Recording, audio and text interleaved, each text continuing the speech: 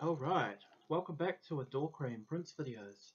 Today I'm just going to be doing another quick video. It's probably more a rant than a video about Prince tour and of course getting Prince tickets. As most of you have known now, the ticket sales have ended for the Australian and New Zealand tour.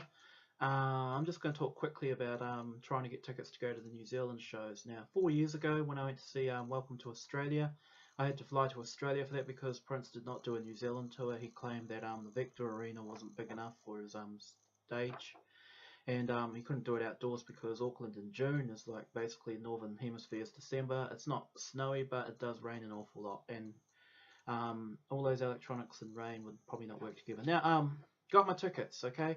Midday yesterday, the tickets went live, and I have to say, I did really well. Got both shows, here you are. And this is what they've done now. They get really tired of scalpers, and what they've done to avoid the scalping problems is they've actually managed to limit it to 2 tickets, and this is all you get when you buy them. These aren't tickets, these are just receipts saying you've actually paid, and it just tells you where you're sitting, basically, and you can't pick up tickets until the day of the concert, so they've done well in that regard. I want to give them full marks because previously, up to a couple of years ago, every time a big name act came to New Zealand doesn't get too many big name acts. What would happen was the scalpers would go in there, buy up all the tickets, and then sell them at hawked up prices on Trade Me, which is like our version of eBay. And it's also like our version of the Canadian Kijiji site, for instance, or Craigslist. And basically, it got to the point where people were so desperate to see us, they'll pay in like $5,000 for a $100 ticket. Okay, so that's the good part, you know. I mean, the New Zealand Herald, I'm going to talk about that in a few minutes, but the New Zealand Herald basically said the tickets sold out in 10 minutes, which was a load of hogwash. And the New Zealand Herald, most people who write for it still seem to think that, oh, Prince has only sung Purple Rain and When Doves Cry, and he's also sung the song Kiss. And if you're lucky, they mention Cream and the fact he's still a symbol. But yeah, we're pretty much stuck in the early Victorian era as far as our papers go. But anyway, this is the venue he's playing. This little beauty in the middle of Auckland, it's called the Aotea Centre. As you can see, it was built by Stalin's personal architect in 1988 to 1990. This is the inside of the theatre he's playing. You see it's only 2,000 seats. It's the view Prince will have from the stage. Now up there in the balcony, that's where I'm sitting for the second show, and I'm somewhere over here for the first show.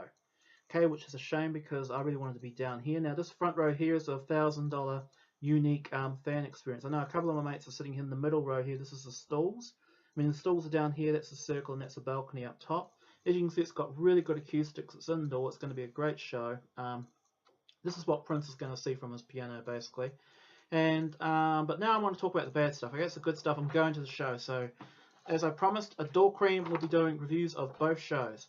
Hopefully they'll let me. You can't take phones in there. Hopefully they'll let me take a pen and a pad because I love to record the set list, you know. And it's going to be great. Hopefully he's not going to come out and play exactly the same show for both shows, and he's not going to do a sampler set. Please don't do a sampler set, Prince. Now I just want to clear up one other rumour quickly. There's a rumour going around that maybe one of my videos lured Prince to New Zealand. I'd love to think that would be true, and I'm flattered by anyone who'd suggest such a thing, but I doubt it. And I'm sure one of the reasons Prince might be coming to Australia and New Zealand is because we don't have any terrorism threats here. I know there's been a couple of things in Australia, but New Zealand's never had a problem with terrorism or attacks. We are a very safe country in this world. I mean, our island status keeps us, you know, sort of insulated from all that stuff. And maybe Prince realised too, look, you know, I've never come to New Zealand, and I know there's some very dedicated fans in New Zealand. But I want to talk about the bad side of this. First of all, tickets were released at 3 price levels, $389, $219, I think it is, and $99. Now, Americans, you're watching this, New Zealand dollar is about 65 cents American, and it's about 45p British. Now, that doesn't sound like much by your guys' standards, but consider here in New Zealand, the average per capita income was about $26,000 a year, which is well below most of the developed world, and it's heading into the league of places like South Korea, Israel, and Malta, which are sort of like, you know, upper middle income countries rather than rich ones. And also we pay a lot of tax in this country. We have neoliberal capitalism, which basically means market and capitalism dominates everything. And $389 for a ticket is quite a lot of money. I mean, they had to basically do a whole lot of favours to get these things. I mean, and also the company here, I didn't like it. I mean, hardly anyone I knew I've got any tickets for less than $389. And as you can see, $389, I'm in the gods. I'm up in the balcony. I thought for that price I'll probably be right in front of Prince, but I was wrong. So I suspect something's going on here, because I heard of one person who got a $200 ticket, and I had a mate who told me that someone actually got a pair of $99 tickets. And I suspect that of the 2,000 tickets for each show, probably the bulk of them were $400 tickets. And I think that's a lot, you know, considering generally people can't afford that type of thing. And plus we've got Madonna coming on March the 5th. I was going to go to her, but there's basically only $200 tickets left to see her, and you can't even guarantee you'll see her because there's lots of poles and pillars in the place where she's playing. And also too, I mean, I've kind of gone off Madonna a bit lately. I mean, her new music is just rubbish. Prince is exciting though, but... And the other thing too is I just want to talk quickly about the Herald. I mean, I actually have to admit I'd rather have this system where you're paying a lot for a ticket but you're going to get one, than a system where the tickets are cheap, scalpers come in, buy them all, and then sell them at marked up prices, and people are being ripped off left, right and centre. Here, I mean, they've eliminated the chances of scalpers getting in, and that's a good thing, because I know how much you guys in America and in Europe, Britain, you want to go to a show, you can't get tickets, scalpers come along, they sell you marked up tickets, sometimes not even a real ticket, you know, and it's just ridiculous. But what I didn't like too was they added a $8.95 card fee. This new practice that now credit card transactions attract this 2.3% fee. And they even on top of that charge a $5 transaction fee. Because apparently that's for the hard work of, you know, clicking a few computer buttons is. And even on top of that, they had pre-ticked boxes. I don't know if you guys heard of that. So when you buy something online, they have these pre-ticked boxes and you have to read all the fine print to get rid of them. And they wanted to sell ticket insurance for $22 a ticket. So that would have been $44 for both of these babies. I'm just wondering if Prince has got the energy to do these two shows in one night. I mean, then again, some people are already saying, oh, will he do an after show? Man, it's going to be a long night if he does. I mean, he's 57, for goodness sake. Now, I just want to talk about the media. New Zealand Herald. It's our only paper here. It's been around since 1863. There used to be a better one called The Star. But the New Zealand Herald basically is stuck in the past. I mean, they run a lot of, you know, scandally tabloid stories about tacky crimes, mostly featuring poor and non-European people. I say that because New Zealand is about 75% white, but Auckland is less than 50% now. A lot of Polynesian, Pacific Islanders, Maoris, Indians, Asians, but they really focus on Islanders and Maoris because they're generally the poorest. They are the ones less likely to have jobs, education, and they do seem to commit an awful lot of tacky crime. But really, they do blow it out of proportion. I mean, everybody commits crime, especially white people, but the paper just focuses on that. And like when they talked about Prince, they showed all the crazy old 60-year-old ladies wearing like the hundreds of amulets around their necks going, oh, I love Prince, I want to grab Prince, I want to hug him. And I know for a fact Prince, like any other star, Prince is a small guy. He does not want these women on stage anywhere near him because he knows they could do damage to him. And that's the wrong image to send to Prince. I mean, they should show normal fans like me, you know, people who don't want to do anything to him physically. You know, I mean, the most I want to do to him physically is shake his hand and say, Prince, thank you, brother.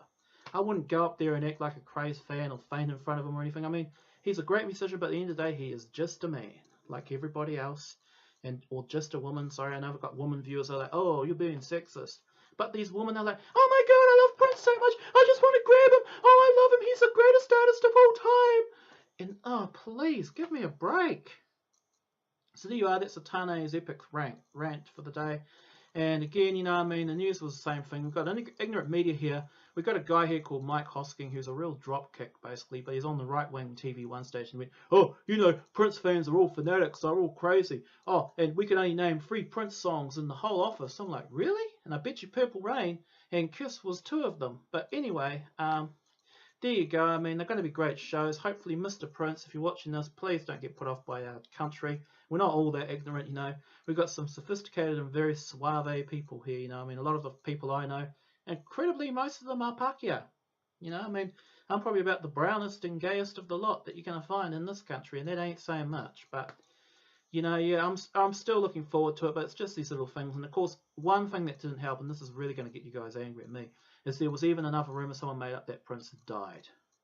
And I mean, this rumour's been doing the rounds for years, but it's been disproven. I think it was made up by Media Takeout or TMZ or some other rubbishy gossip outlet. And of course, for those of you who aren't under a rock, as you know, Prince will be arriving in Australia in 3 or 4 days. The first concert, I think, is on the 17th of, yeah, here you are, 16th in Melbourne. He'll be playing the State Theatre. And hopefully the Australian fans will let us know, you know, how he performs over there.